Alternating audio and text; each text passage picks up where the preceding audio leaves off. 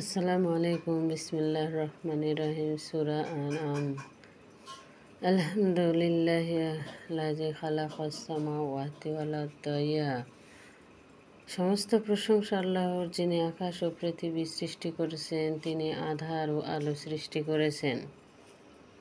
তারপরও কাফিররা রবে সমকক্ষ সাব্যস্ত করে। তিনি তোমাদেরকে মাটিতে সৃষ্টি করে মৃত্যুর সময় নির্ধারণ করে দিয়েছেন। তার কাছে বস্তুর নির্দিষ্ট কাল আছে, তারপরও তোমরা সন্দেহ করো। আর তিনি আল্লাহ আকাশমণ্ডল ও পৃথিবীতে, তিনি গোপন ও প্রকাশ্য সব কিছুই জানেন। তোমাদের উচিত সব কিছুই তিনি জানেন। আর রবের পক্ষ থেকে যে নির্দেশনা এসেছে তারা তা থেকে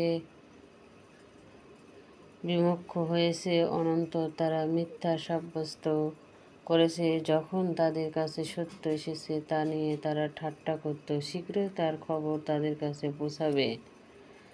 ফজিলত সূরা আনআম রাতে নাজিল হয়। তখন ৭০,০০০ ফেরেশতা আসমানের প্রান্তভাগে সমবেত অবস্থায় নানান স্তবে জপে লিপ্ত ছিলেন, যার কলরবে চতুর্দিক মুখরিত ছিল। রাসূলুল্লাহ সাল্লাল্লাহু আলাইহি ওয়াসাল্লাম ও তাদের সঙ্গে দুবার উচ্চারণ করে সেজদায় পতিত হন। রাসূলুল্লাহ সাল্লাল্লাহু আলাইহি ওয়াসাল্লাম বলেন, এই সূরা যে পড়বে তার জন্য ৭০,০০০ ফেরেশতা রাত দিন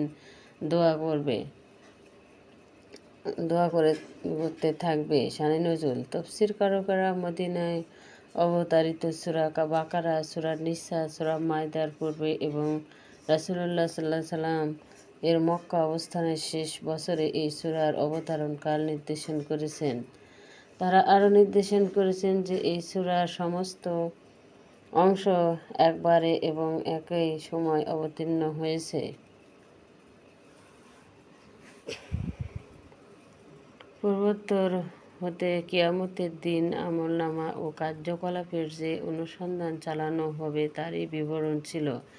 এখানে সে অনুসন্ধান ও হিসাব নিকাশের পরিণাম ফল বর্ণিত হচ্ছে। মধ্যখানে আসমানি খাদ্য অবতরণের কথা বলে আহলে কিতাবদের অতিরঞ্জন ও ভুলভ্রান্তির নিরসন করা হয়েছে। আল্লাহর প্রশ্নের উত্তরে হযরত ঈসা রাদিয়াল্লাহু আনহু বলবেন, আপনি তো অংশীদার ও ছেলে মেয়ে এবং স্ত্রী পত্নী হতে পুত্রপত্রী। হাদিস শরীফ আছে, তিনি উত্তর প্রদানকালে কাঁপতে থাকবেন এবং তার চোখ হতে রক্তাক্ত ঝরে পড়বে।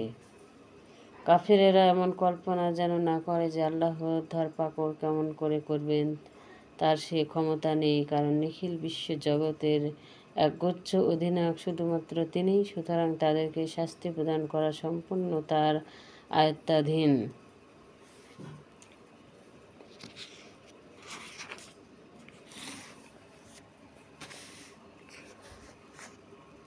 তারা কি দেখে না, ইতিপূর্বে কত জনগোষ্ঠীকে আমি ধ্বংস করেছি। তাদেরকে আমি দুনিয়ার প্রতিষ্ঠিত করেছিলাম, যা তোমাদেরকে করিনি। আর আমি তাদের উপরে অঝোর বৃষ্টি বর্ষণ করেছি, আর তাদের নিচ দিয়ে ঝর্ণাসমূহ প্রবাহিত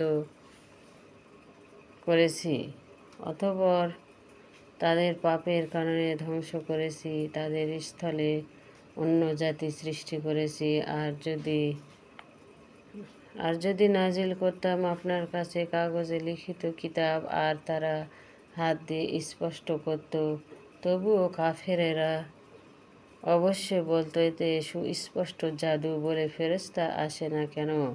ফেরেশতা পাঠালে তাদের কর্মের চূড়ান্ত ফয়সালা হয়ে যেত, তখন তারা আকাশ পেত না। ফেরেশতা রাসূল করে পাঠালে মানুষের আকৃতিতেই পাঠাতাম এবং তাদেরকে এখনকার মতো সন্দেহে ফেলতাম।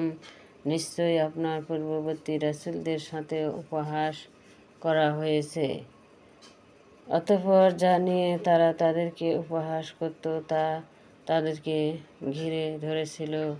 আপনি তাদেরকে বলুন, জমিনে ভ্রমণ করো, দেখো কিরূপ হয়েছে তাদের পরিণাম যারা অস্বীকার করেছে। আপনি বলুন, আকাশমণ্ডল ও পৃথিবীর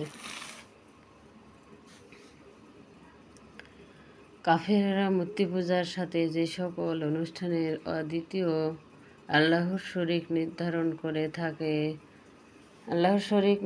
করে থাকে আল্লাহর সৃষ্টি জীবজন্তু তাদের কল্পিত দেবদেবীর নামে উৎসর্গ অথবা বলিদান করা বিশেষভাবে উল্লেখযোগ্য। সুতরাং এই সূরার আনানাম নামকরণ যে বিশেষ উপযোগী হয়েছে তাতে কোনো সন্দেহ নেই। এই সূরা 166 আয়াতে এবং 20 রুকুতে বিভক্ত হয়েছে। কেউ কেউ এর আয়াত সংখ্যা 165 বলেও নির্দেশ করেছে। শানে নজুল আয়াত 6 ইবনে হারেস, নওফল ইবনে খুয়াইলিদ প্রমুখ রাসূলুল্লাহ সাল্লাল্লাহু আলাইহি সাল্লামকে বলল, আমরা ঈমান আনব না যাবৎ তোমার নিকট প্রকাশ্য কোনো ফেরেশতা আগমন না করে আর তার নিকট এমন কোনো লিপিকাণ্ড থাকতে হবে এবং সাক্ষ্য প্রদান করতে হবে যে তুমি সত্যই আল্লাহর রাসূল। তখন এই আয়াতটি অবতীর্ণ হয়।